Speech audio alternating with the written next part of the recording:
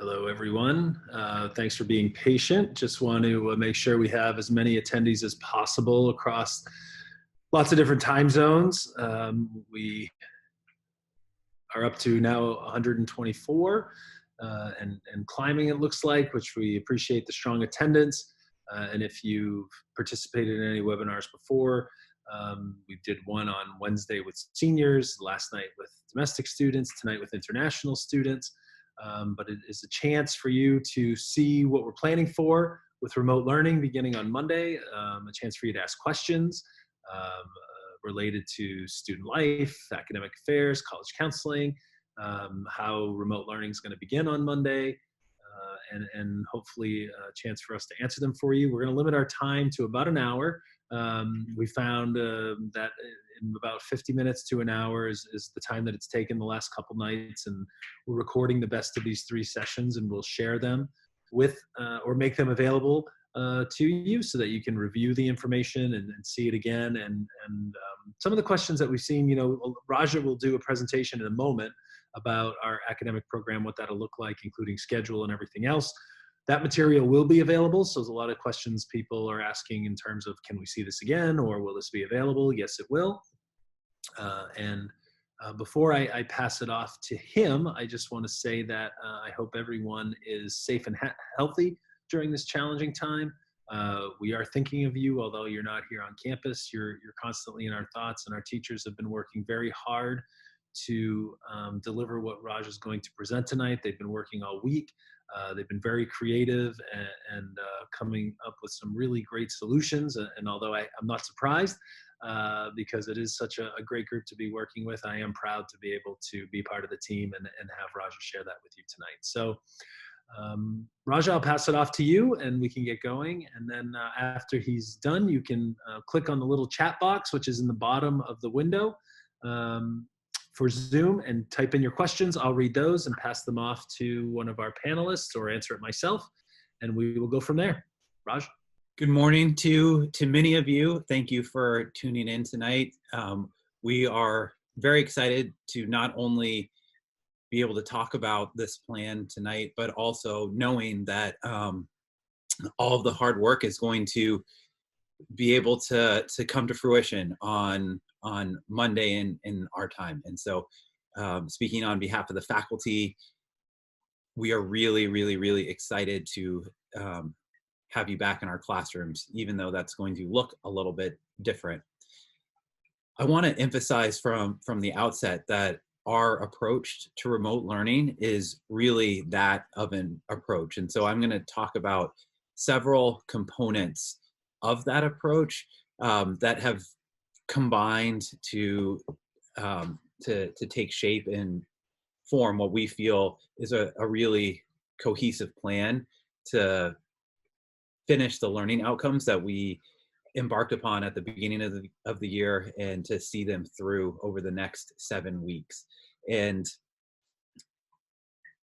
in rethinking about our approach to teaching and learning, there's been 2 guiding questions that have constantly resurfaced during the course of the week of professional development that we are just completing. And those very simply are, individually, what will you teach? And collectively, what will we discover? And in thinking about those questions, we've had to re-envision certain aspects of our approach that we've taken for granted to some extent. And so rethinking about the ways that we approach the challenge and support that we provide to students, rethinking about the tools that we use, even rethinking about the way that we manage and structure our time, and the way that we needed to make adjustments to our daily schedule, and then also the ways that we measure and assess our learning outcomes. And as we've come back to each of those sort of guiding questions, we have reaffirmed certain values and priorities, and those are all rooted in access and flexibility and engagement. And all of those are really an extension of our mission in existing for students to develop curious, creative, and confident learners and leaders. And that simple notion of existing for students is something that we pride ourselves tremendously on, and has been really inspiring to find new ways to be able to deliver upon that promise. And those learning outcomes of curiosity, creativity, and confidence are ones that we still believe that that we can achieve, again, even though the method will look a little bit differently for the next 7 weeks. Two ideas that or two terms that I'm going to come back to frequently, which are especially relevant for many of you students that are watching, are asynchronous and synchronous. And synchronous learning means times where we are all able to come together and engage in an activity in real time at the same time. And asynchronous learning will take place where there's more flexibility in terms of how students are able to move through each week by week. And so when I refer to those terms throughout the other slides of synchronicity and asynchronicity, what we're really talking about is time. And we recognized right away that one of the greatest strengths of our community is our global diversity.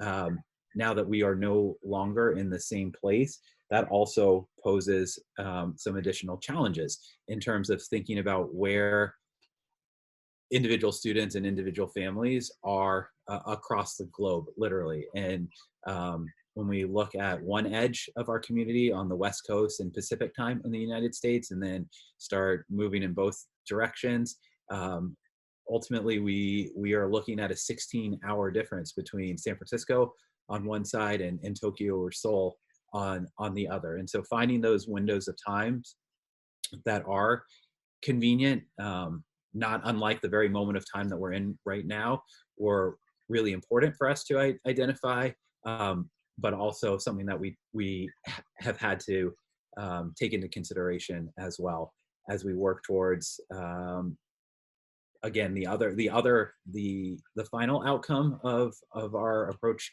which is the portrait of a graduate and the 4 journeys that we identify, which again are still entirely achievable, even though that we are separated by space and time at this point. So thinking about that idea of accessibility, on one hand, that's a recognition of the neurodiversity that exists within the community, the ways in which each learner within our community has different needs, and trying to think about ways that we can balance our scheduled time and keep the entire community in some sort of step-by-step progression, but making sure that we are providing opportunities for movement, for breaks, and limiting screen times when possible. And again, that's where the idea of asynchronous time comes into play. And then again, along the lines of the geography that I've talked about, making sure that the technological resources are also accessible. And so we've had to be very creative and resourceful in terms of identifying platforms and methods of reaching students in ways that sometimes we're able to take for granted when, again, we're all in the same place in the same learning community. And so I'll talk about some of the technology later, but the ultimate goal, again, is to make sure that any student is able to access the learning that our teachers have carefully planned for. This is sort of the nuts and bolts, and I want to just dive right in, and then I'll build back out to the macro, so that from the outset, students have a little bit more of a sense of what they can expect. And so knowing those expectations from the outset are really important. And a lot of that begins with routine and maintaining routines. We again, understand the need to be flexible along the way, but starting with a plan is going to be really important for achieving success. Gmail, but more importantly, my Cushing are going to be the ways that we communicate what that plan looks like on a week by week basis. And then for students, finding places where they can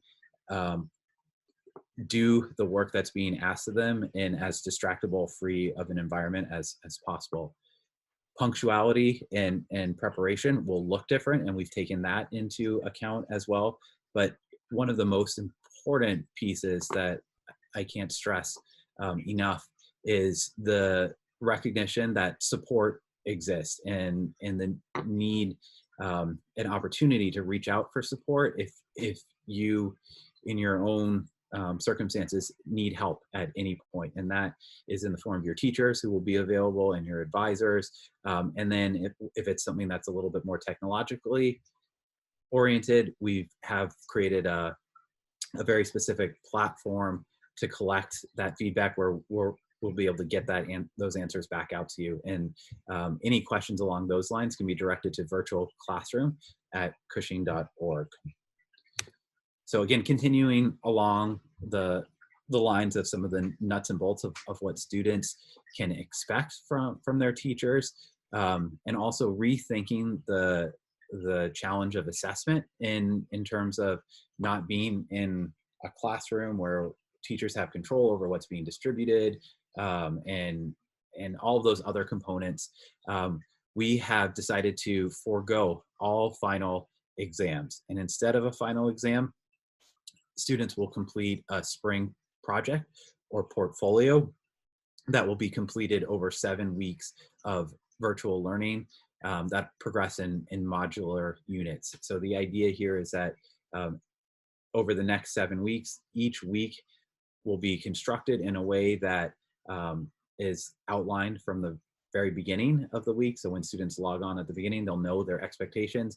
And by doing the work that's being asked of them, along the way, they are making progress towards being able to complete the project and portfolio. And this is one of the places where faculty have been the most excited and the most creative in terms of being able to think about how a project or a portfolio can capture those learning outcomes, and then working backwards to make sure that there's a week by week plan to be able to get there.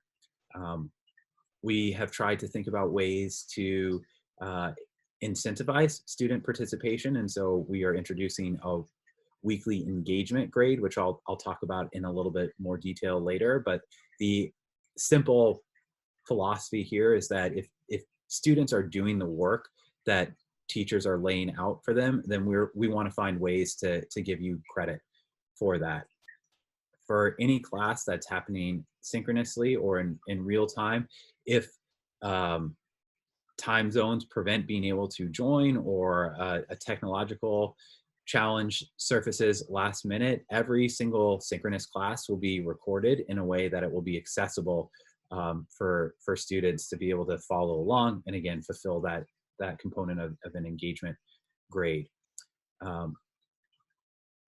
Not different than what is one of the most important approaches that motivate our faculty is the ability to work with students and provide extra help as needed in the form of office hours. So in the adjustments that we have made, we have created standing daily office hours where students know that they will have access to their teachers. And this will be especially helpful for some students if they're having to progress through an asynchronous class, and knowing that somebody will be available to help them along the way. And while there are standing office hours, however, the commitment of faculty to find times to meet with students individually if they need more, that will remain true as it always has. We also have added a second advisory meeting each week, in part to make sure that each student has a window of time where they're able to connect with their advisors. And you will hear Mr. Doyen at some point affirm the importance of advisors and the idea of one trusted adult within our community, where students really can grapple with any challenges that they're facing, any uncertainty or unpredictable circumstances, and knowing that there's somebody in the community on our end that will help them to navigate that. And as a continuation of that support, knowing that we left not fully and being able to anticipate what we would come back to, all faculty members, all teachers will work with students to make sure that they have all the resources that they need to fulfill course expectations, whether that's books and textbooks or maybe supplies. All faculty members are committed to making sure that students have those resources. Taking a step back again, and emphasizing some of the tenets of the philosophy that we've taken. The ultimate goal is engagement, and our faculty have worked very, very, very hard to make this transition and to provide meaningful outcomes and to help each student bring their experience in a particular class to a fulfilling and satisfying and meaningful close. And so engagement is essential, and that's where we will rely upon students to embrace those opportunities and partnership, and to participate with the work that's being asked of them, and understanding that the best way to ensure those outcomes is to provide structure and a foundation that students can rely upon for success.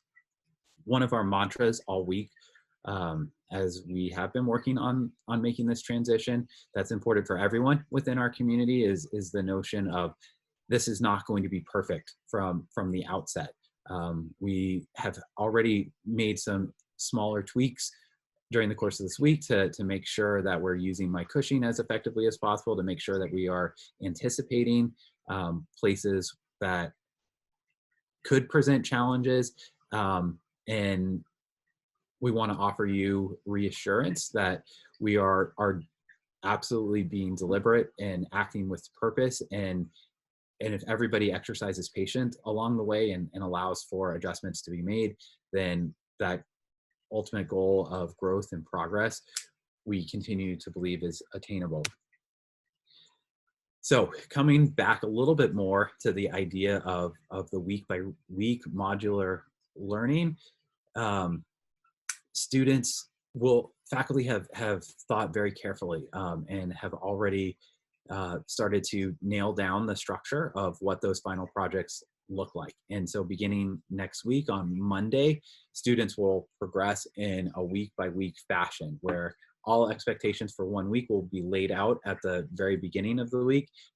By the time office hours start on Monday morning at 9 a.m. in Eastern Standard Time, and students will know what they're working towards during the course of the week, with the expectation that if they complete that work in each of their classes, they are making incremental progress towards that larger goal. And the idea is that each week is a week in and of itself, and so all work will be submitted by the end, Sunday or Monday, depending on where the timeline falls, and then work will resume in a modular fashion for the following week. And the goal is that if students do this work along the way, that last week, week number 7, where the project is being or the portfolio is being completed, it will just be a matter of polishing or adding additional reflection, and not be additional work that will need to be completed, but rather just a culminating exercise that students will be able to take a great amount of pride in what they have accomplished over the 7 weeks that they've been working towards that goal. To give just a little bit more of a visual example of what that looks like, this is one of my class pages where I'm highlighting the topics page, and that's something that will mean something a little bit more specifically to students, but looking at either an entire week put together in a topics folder, or potentially one week at a time. And if it's a week, it will open up into individual components along the way that will have very specific and, again, identified outcomes from the start of the week, or if some teachers will use the My Topics platform to launch individual components that will have all of the resources that a student will need to work through the expectations for that week. Again, one of the ideas that I talked about at the beginning is the need to rethink about how we're measuring learning outcomes and what that means for assessment and grading. And so early on, we decided to committing to a plan that will allow for students to receive letter grades. Some schools have considered a pass-fail options, but we, again, have committed to students finishing the work that they need to do and earning letter grades for the year. And we are in a slightly different place than some of our peer schools that were considering other alternatives, in that our spring break started later.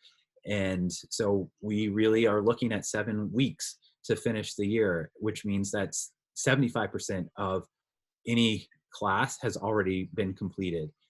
And so thinking about the 25% that's remaining, this will be across the board in all classes. That remaining 25% in any year-long class will be divided in terms of 15% for the final project instead of a final exam, and then 10% for an engagement grade. And the idea of an engagement grade, and students will become very familiar with this because, again, they'll be experiencing this in every single one of their classes. Students will complete exit tickets at the end of every class and before the start of the next class. And so each class will meet for 3 times during the course of the week. So completing 3 exit tickets in each class for 7 weeks means a total of 21 exit tickets that will be completed during the course of the year. The idea behind exit tickets, and I'll give a couple examples in a minute, is, again, in support of that partnership, where if students are doing the work that we are asking of them in terms of engaging with each class, then we want to find ways to give them credit for doing that. And in the end, however many exit tickets out of the total 21 will be what determines the 10% component of their grade. The math is a little bit different for semester-long classes, but it's still the same ratio and still the same 2 components that will amount to the final quarter grade that then will be averaged within the entire year. So a very quick example of an exit ticket, again, using my own students in my own class. This is an example of what the kinds of questions that might be asked during a synchronous class, but again, ones that are answerable to somebody who was not able to participate but had to watch the recording of this. And so really objective questions that will take between 5 to 10 minutes to complete on average. And as long as the student makes an earnest effort to complete this, then they'll get credit for it. And as you can see, these questions, the first question is about a moment in time that happened during class, which is a way that a teacher can highlight an important moment. The second one is allowing for a little bit of individual reflection. And the third question in this instance is again, thinking about a moment in time, but one that will help prepare for either the next class or an idea that will be returned to. And the teacher will be able to say, remember the question that we talked about at the end? What was that? And then to start making connections from class to class.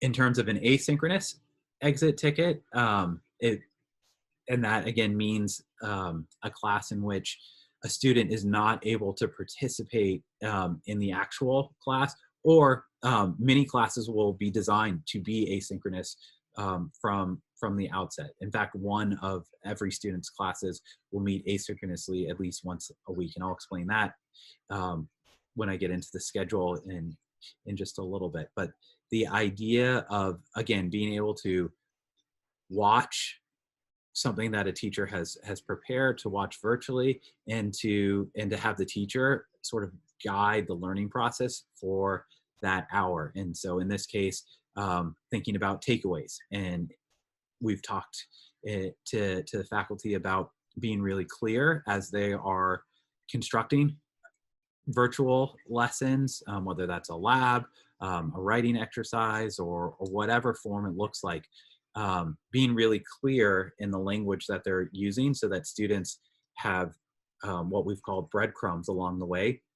That, so I might say, this is takeaway number one. So when you're going to do your exit ticket at the end of class, this is the moment I'm talking about, and this is what I want you to be thinking about. So students are completely, entirely clear of what that answer would be, and then it would just be a matter of filling it in. This is the assessment feature in my Cushing, and so being able to type that in, the second takeaway, etc. And again, something that's not entirely time consuming, but if they are watching the lesson, they'll be able to answer these questions and get credit for the work that and the effort that they're putting forth.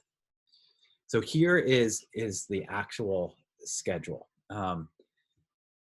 Each period will meet for 3 times during the course of the week. And so any A period class that a student is currently in will remain as A period. We have had to collapse the double letter class, and you can see the legend at the bottom here. We've had to find ways to merge them into this schedule, and so any AB class would become A, any BC class would become B, basically defaulting to the first letter of the double letter. So CD would become C and DE D, and so finding where those places fall during the course of the week will allow students to go through the week without any conflicts. And so again, the starting notion is that every single class will meet once asynchronously, and those are represented by the circle. So here is the A2 asynchronous meeting, here is the B3 asynchronous meeting, and then all of Friday's classes, the remaining last class in C through G, will meet asynchronously on Friday. And so the goal of the week, and again, I'll stay with A1, is students will either participate in A1 if it's a synchronous class live, or if they are unable to, they will have completed the work being asked of them before the second one, which is happening asynchronously. And then here they have a little bit more flexibility in terms of how they're completing this work, knowing that they need to finish it to set up the way that A3 is being structured. And you can see from the visual where office hours fall. And the idea here is that they've been very carefully placed in ways that potentially align with asynchronous class periods. And so again, looking at Friday, this order just follows the alphabet. But if a student's F period class was a place that they were really, that work was a little bit harder and they needed more help, they could start F period at 8:30 in the morning Eastern Standard Time, but know that 12 hours later, if they're all the way in Asia, that a teacher would be there waiting to be able to help them. If for any reason those office hours didn't align with the way a student needed to navigate, again, there's another window all the way on available on Monday morning. And even still, I want to again reiterate the idea that if a student needs to find a point in time to be able to meet with a student, or I'm sorry, if a student needs to find a point in time to meet with a faculty member, that our faculty are committed to being flexible and finding the window of time that will work. And so there are places that are built in where students can sort of drop in and out, but if those aren't working, then there will be additional places where faculty are available. And then again, thinking about the 2 different advisories so that there can be touch points with advisors during the course of the week. In general, our working expectation, again, understanding the challenges of time zones, especially for our international population, the our working expectation is to have students think about 8:15 in the morning until 10:30 at night, and having that window of time, 8:15 to 10 o'clock, wherever that falls within a student's particular time zone, those would be the commitments that they would be expected to make, whether it was a class or an advisory or whatever, a college counseling meeting.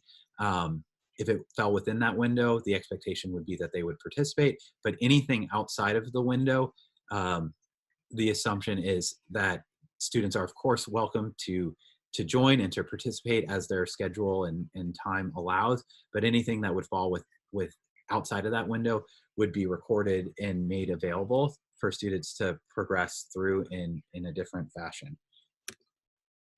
We will work very carefully in the beginning in terms of establishing some virtual classroom etiquette and thinking about best practices related to video safety. And this is something that each teacher will touch upon right away in that first class and during the first week. Again, ways to promote engagement and respect for the ways in which we are thinking about our learning communities and building connections. We understand that parents have a very different role than they may have anticipated a few months ago in seeing the year to the close. And so again, we are committed to providing resources for parents to help them navigate those challenges. And the same support mechanisms that exist for students are also available for parents. And again, thinking of those in terms of staying in communication and contact with an advisor, with any of us in the academic office, college counseling, or student affairs.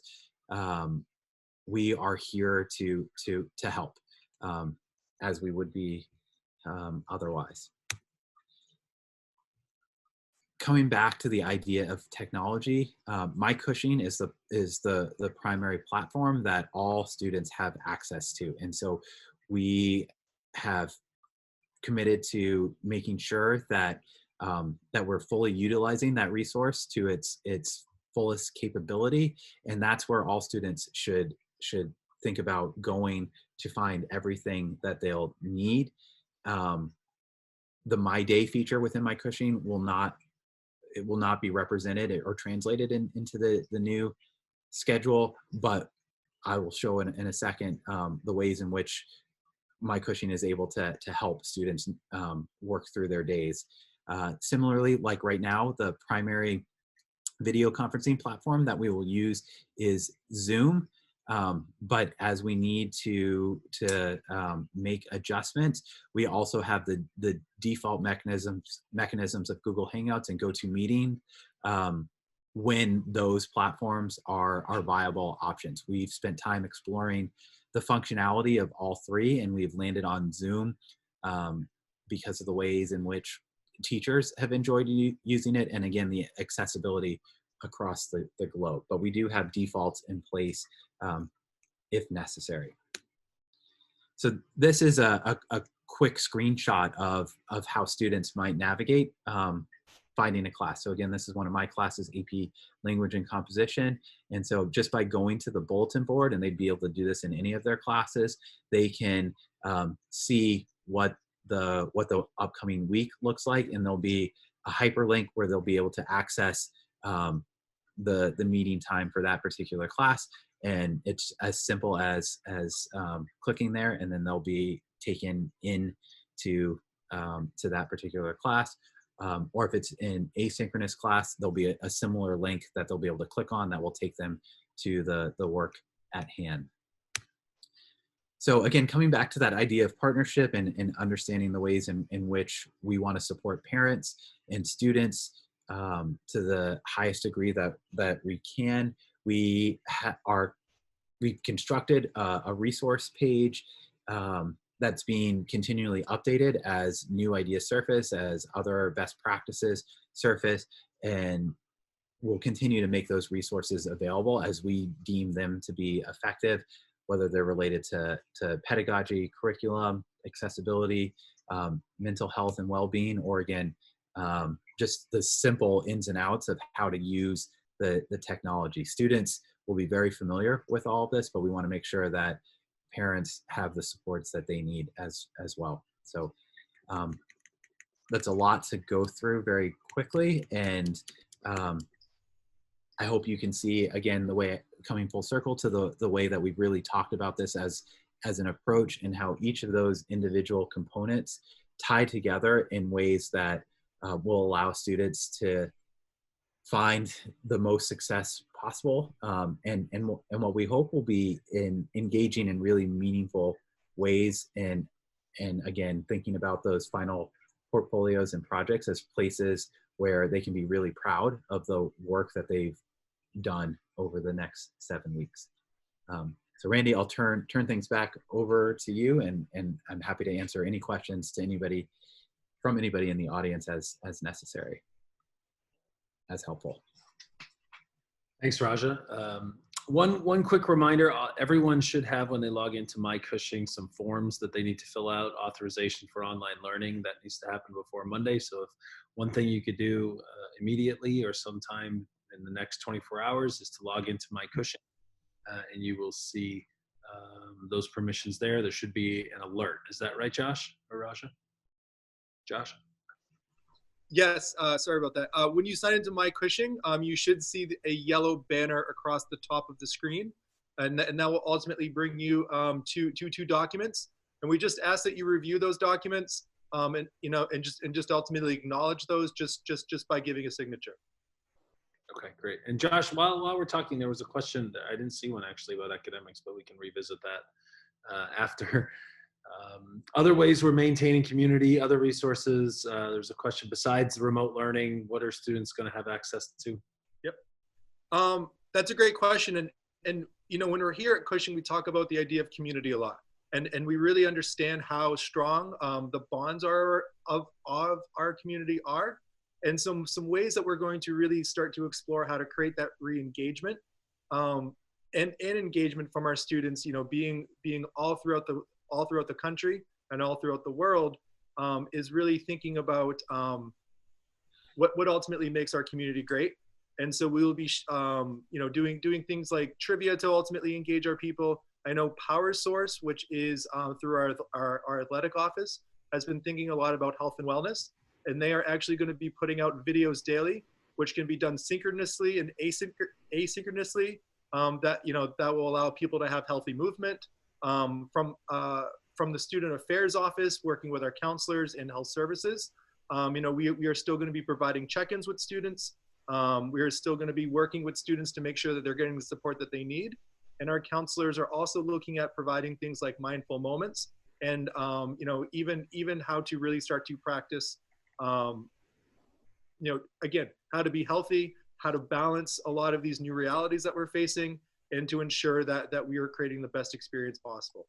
Even a lot of our clubs will still continue to meet, and we're going to even observe Tony Fisher Day next week as well. So we're trying to have as many opportunities as we can for people to stay engaged and for people to contribute to our community.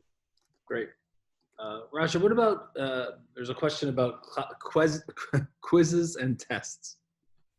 Yeah, they are largely non-existent in their traditional way, or traditional form. And so there will still be homework in the form of reading or doing some work necessary to be ready for the next class.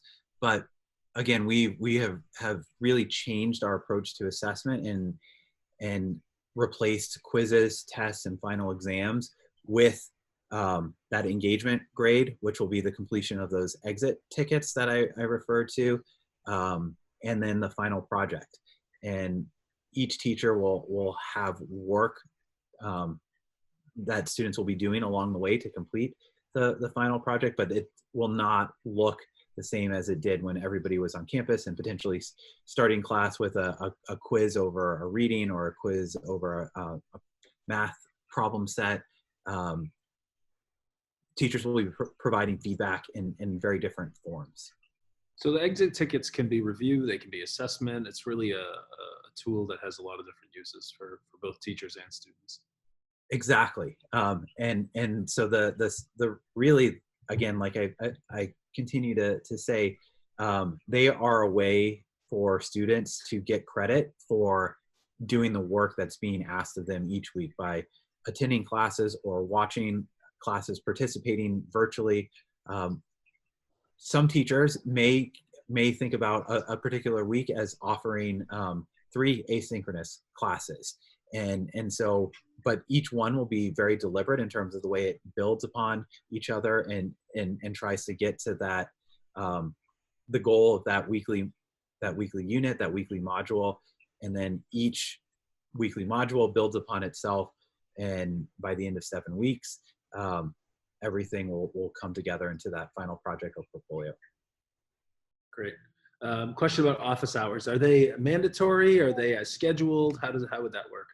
I think I just hit send on that question too, but no, they are not mandatory at all. They are just opportunities where teachers are going to be available to provide any kind of help that's necessary. And so if a student doesn't need it, then they don't need it. If they want to just check in or ask an additional question, it will be in some ways similar to the format of the webinar tonight, where it exists and a student can choose to participate or not. But there are standing opportunities every single day built in where a student can know that a teacher is available. And again, the idea that they can also reach out and schedule office hours at a different point, whether it's at night in Eastern Standard Time, so in the morning, potentially before a day starts. For some of you, the idea is that we want to make sure that as students are progressing through the week, if they get stuck at any point in time and they don't feel like they can move on to the next class, the next expectation, that there will be somebody, a teacher, able to help them so that they can continue to make forward progress. And one clarification, and we got this question before from other students: art classes, music lessons, class connections, everything that was in a student's schedule will continue, correct? Correct. Yep. The art department under Mr. Johnson's helm has had some additional challenges to figure out, but they are also really excited about ways that they're able to continue to demonstrate their passion and to work with students, whether that's an introductory class or an advanced portfolio class. Bob is going to help students to continue to find those opportunities to provide that instruction, and obviously not just him, but the entire art department. And so it will look a little bit differently, but it will continue to exist in the schedule the same way that all other classes meet. And Mr. Hindle has been working with private music instructors to be able to provide opportunities to continue with private lessons as well. And in some ways, that transition is a little bit easier, but Mr. Hindle has also committed to making sure that opportunities for those meetings will fit into the adjustments we've made to the daily schedule. Okay. AP classes. So if they, do they have final exams in addition to the AP exam? Not final exam, do they have the final project? They do. And this is a little bit of a change for some. As an AP teacher, the way that I'm thinking about this and the way that other AP teachers are thinking about this is that the project or portfolio is a way to get to those really important learning outcomes in a different way.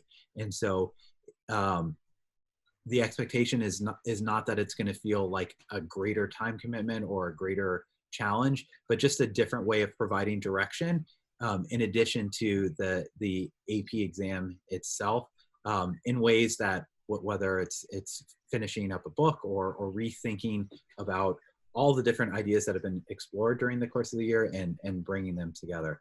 And I'll let Emily talk a little bit about the College Board and how they're approaching the opportunity for students to be able to take AP exams themselves and to earn the credit. Sounds good. So hello, good evening or good morning. So yes, College Board actually came out with a number of announcements today about the AP exams. So when you have a moment, I would encourage you to go to collegeboard.org, and if you have access, and just sort of read through, but I can give sort of the bullet points. So AP exams will occur. They will test between May 11th and May 22nd. There are makeup dates between June 1st and June 5th, if that's necessary. But the hope is that students will still test in that May date range whenever possible. They will be at home or wherever a student is on any device a student has access to. If a student has issues with connectivity, they need to reach out to College Board by April 24th, and that's right on their website, and College Board will work to try to alleviate that problem. The test will only be 45 minutes. They've changed curriculum to understand sort of what's happening in the educational landscape right now. So it will only cover basically what curriculums got through by early March. Students with learning accommodations will be granted. They'll be granted right when they go into their AP testing platform. You'll just have extended time as long as it's been approved for another SAT in the past. The one tricky part that we wanted to make everyone on tonight's call aware of, they're doing universal worldwide start times, which for folks in the United States is convenient, but for some folks overseas, depending where you are, may not be. The college counseling community is still advocating on your behalf with College Board right now, but at the moment, for security reasons, they are saying all tests have to start at the same time. So for example, the AP Calculus exam is on Tuesday, May 12th at 2 p.m. Eastern Standard Time in the United States. I understand that may be for folks where you all are right now, maybe 2 a.m. or 3 a.m. or 4 a.m., not an ideal testing time. Again, we will continue to advocate, but as of the call we were on today, they cite security and that everything will have to have the same start time, whatever time zone that is worldwide. Great, thank you. Yeah, something we were disappointed about certainly, and we'll continue to keep you in tune. So thank you, Emily. Let's go to the next one. Yes, afternoon activities, athletics are not happening as they normally would, but as Josh said before, Power Source, I know Ms. Viana's doing an esports tournament. There's coaches are reaching out to their teams. So there's a lot going on there, but certainly we can't compete as we normally would have. Any other questions? You guys were a little quiet tonight. Individual schedules that are, how does that work, Raja? So it will just be a matter of matching the A period class that you have, the B period class, and just finding different meeting times. But your schedule, otherwise, the shell of it will remain exactly the same. Just the days will look a little bit differently. And whereas most classes met 4 times a week, now they'll meet 3 times. And again, the double letter classes that did meet 3 times have just moved to the first letter, and it's just a matter of plugging in whatever class is into the block and the time that it falls. All right. Good. Emily, anything you want to add about college process, particularly for juniors and seniors? Sure, absolutely. So I think in some ways the process will continue on in a fairly normal look, and in a couple other ways a little bit different. So I'll focus on those, the 2 big areas: standardized testing and visiting campuses in person. Those might look a little bit different over the next few months, but I think both are doable as long as sort of we shift our mindset and are sort of flexible and patient. So in terms of standardized testing, first and foremost, colleges and universities are fully aware that SATs have been canceled, ACTs have been canceled. They are working with high schools, with each other, to be fair and to understand that there are going to be limitations. A number have already waived standardized testing requirements for the class of 2021. Places like Tufts, Case Western, Davidson, BU, Pomona this morning went test optional, and the entire UC system, so UCLA, UC Berkeley. So a number of colleges have already just said we're going to waive standardized testing. A number of other colleges are waiting to see, but I think if testing continues to get canceled, you will see more and more adopt that policy. For some of the other colleges that haven't gone all the way to test optional, they've dropped any sort of recommended or required subject tests. Yale, Penn, MIT, they've all come out and said, don't worry about subject tests, again, with limited numbers of time to test and tests already being canceled. So I think there's going to be pretty legitimate flexibility on the standardized testing. Our sort of recommendation is that students focus when they can on either the SAT or the ACT, and to not worry about subject tests at this point. Get the main one done. Don't worry about those additional tests. And then in terms of visiting, a little bit different sort of research that students will need to do. It'll be virtual, it'll be like this, but colleges are working really hard to have robust programming available this spring. In fact, there's a fair amount of access, more access than you might normally get if you just went in person. Oftentimes you can't meet one-on-one with an admissions counselor. They're making themselves available. They're making Q&A sessions and one-on-ones available. So in some ways, students may have a chance to develop a better relationship with a college, but it'll just take a different form. And then I think the other thing to keep in mind is there are other things that students can control that they've always been able to control. Things like their essays, things like completing the common application. All juniors have already registered for a common application with us in our group classes. Accessibility to their counselor, none of that's going to change. We're happy to do one-on-ones for families or students, juniors, freshmen, or sophomores. If you have questions, we will make ourselves available. That won't be a problem. So again, I think it's just a little bit of shifting how you view the landscape in the next few months, but I think everybody will have the student's best interest in mind. Great, great. Raja, would you mind explaining asynchronous one more time? Just, I think there's a couple questions on what that means, what happens. So I'll go back to the schedule slide here. I think asynchronous and the Friday schedule, if you're going to bring it up. Yeah. So, and Hanlin, you had asked if we will be sharing this slide deck out, and the answer is yes. Stay tuned for the release of it tomorrow. So one of the things as we were thinking about, we started by looking at where our students are in the world, spending time with the directory and really outlining each individual time zone and looking at the numbers, and as we were doing that, while also trying to figure out where students are, because some aren't necessarily even home right now. And so while we were really looking at what's happened to our community as things continue to evolve, what we realized is that if we committed to a Friday the way that it exists in our current schedule, that for a significant portion of our population, that would mean class on Saturday. And so with the 12 to 16 hour time difference, we wanted to, again, find ways that students could approach the work that's being asked of them in ways that would allow for convenience and flexibility. And so what we've come up with is the idea of an asynchronous Friday. And so you can see that every other period during the week that doesn't have a circle has a set hour of time that it's scheduled to meet.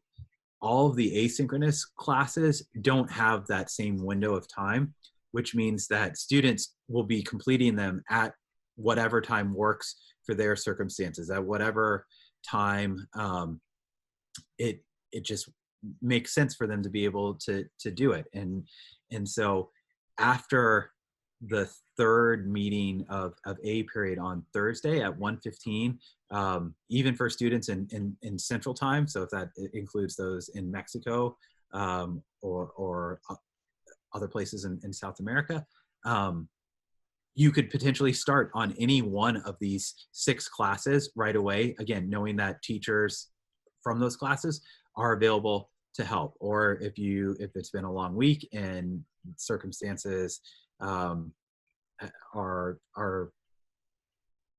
ready to have you take a break and you want to save it till the next day, all students basically have the opportunity in between this 1:15 period on Thursday until the next week resumes on Monday to finish working through the last meeting of their classes. And so the order in which students approach that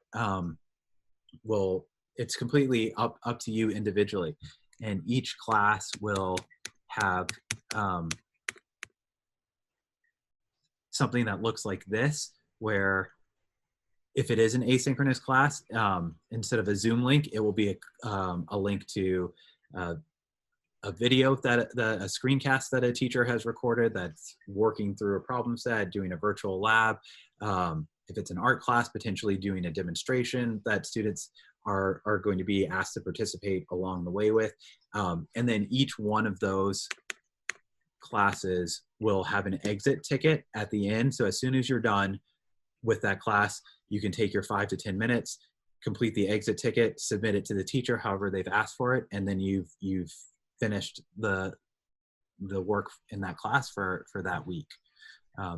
So visually, again, every class period that has a circle will allow students to do that work at their own time. And the default is that every single period every single class will meet 3 times during the week, and faculty have the ability to structure that where 1 or 2 classes can be synchronous, but at least 1 will be asynchronous, and that could change from week to week. So one week it might be all asynchronous, or the next week it might be 2 asynchronous classes and 1 synchronous class. But again, that will be very clear from at the start of each week about what those expectations are. And so again, this was one of the solutions that we decided upon to try to make sure that all students have access to the work that teachers are asking of them. Great. All right. I want to be sensitive to our time. A couple more questions here, and then I'll let everyone go, and certainly we'll answer those as time goes on and as we participate in remote learning together. As Raja said earlier, look for a communication tomorrow with some of these resources in them that you'll be able to look at, explore, pair your schedule up with it. Make sure you log into My Cushing as soon as possible. Look at those forms, review those, get those signed. And if you have any questions in the meantime, you know how to contact us. Be sure you're checking your email daily. As we said before you left, the communication is only as good as both of us who are on each end make it. So if we're communicating out, make sure you see it. If you are in an area where you can't access Google email, make sure you're on My Cushing and using that messenger feature. Is that correct, Raja? Yes. Yep. Thank you, Randy. Sure. Anything else to add from our panelists? We'll go through the chat questions, and if there's anything that we've missed that we can clarify, we'll certainly reach out to you with some individual answers as well. Great. And I see one right here, Cushing summer session. As of now, that's still on, but we'll assess that as it comes closer and make a determination in the coming weeks. All right. Well, thank you everybody for attending. Thank you for joining us from across the globe. We look forward to welcoming you back virtually on Monday and bringing our community together for our first advisor meeting at 9 a.m., which you'll see in the communication coming out. And welcome back. All right. Thank you, everyone. Thank you. Good night. Good morning.